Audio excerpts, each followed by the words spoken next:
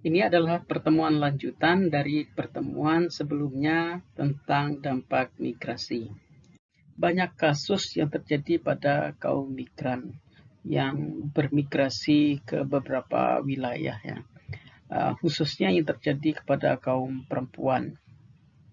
Nah, kaum perempuan yang menjadi kaum migran itu kerap kali mendapatkan pelecehan-pelecehan seksual, khususnya bagi kaum perempuan yang bekerja sebagai pembantu rumah tangga atau asisten rumah tangga.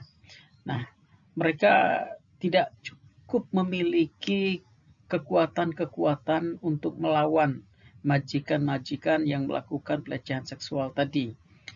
Hidupnya tergantung. Bahkan mereka datang ke suatu negara terkadang tidak dilengkapi dengan dokumen.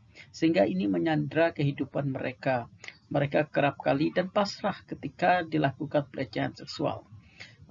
Inilah kemudian yang menambah beban bagi kaum PRT atau kaum migran yang bekerja sebagai pembantu rumah tangga di perkotaan ataupun di negara-negara lain.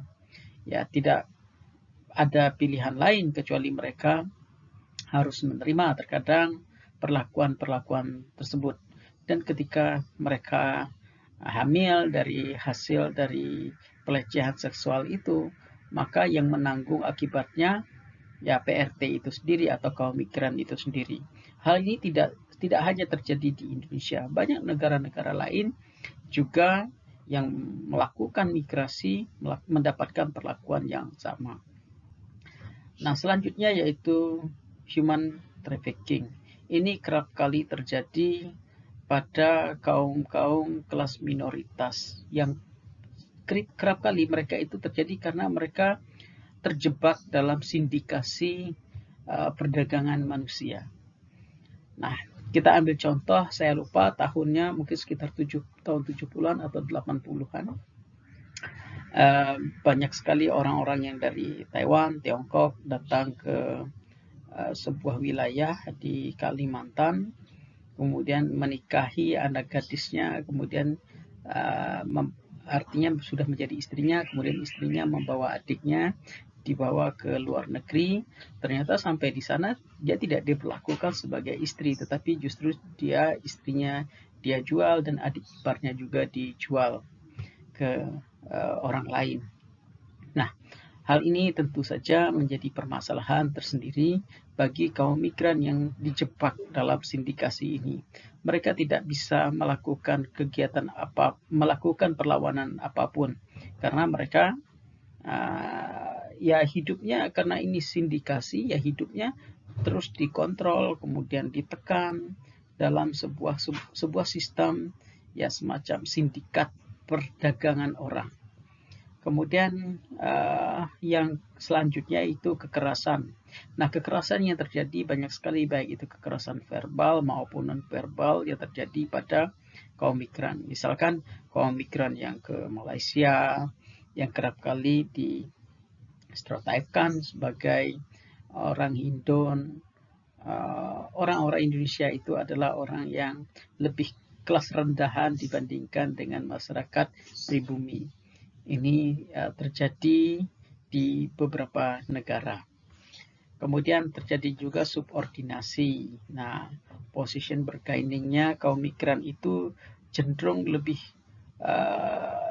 rendah, lebih lemah dibandingkan dengan uh, penduduk pribumi, sehingga mereka tidak memiliki keberanian untuk menyampaikan keberatannya, kemudian untuk mengkomplain bahwa mereka mempunyai hak untuk istirahat, hak untuk mendapatkan kenaikan gaji karena mereka sudah bekerja dengan sangat tekun. Uh, Mereka terancam posisi mereka, bisa saja terancam jiwa mereka, terancam dipecat dan sebagainya. Kemudian selanjutnya terjadi eksploitasi. Jadi banyak sekali kaum migran, walaupun tidak semua kaum migran, tapi banyak sekali kaum migran yang diperlakukan seperti mesin. Mereka bekerja lebih dari 12 jam sehari. Kemudian mereka tidak mendapatkan jaminan hidup yang layak, mendapatkan upah yang selayaknya. Mereka tidak mendapatkan itu. Tetapi mereka juga tidak memiliki keberanian karena kehidupan mereka tadi tersubordinasi.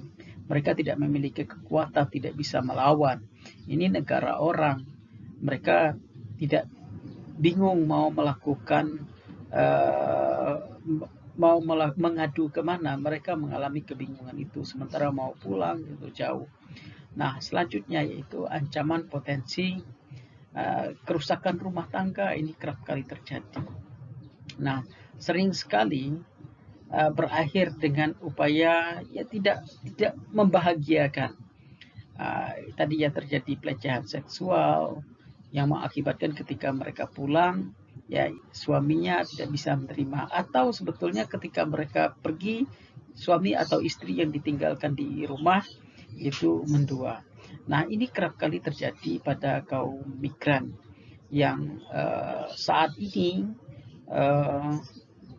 terus mengalami permasalahan-permasalahan. Minimal ada sekitar 6 permasalahan ini. Tetapi banyak lagi permasalahan-permasalahan atau kasus-kasus yang terjadi pada kaum migran yang baik terpublikasi maupun yang tidak terpublikasi.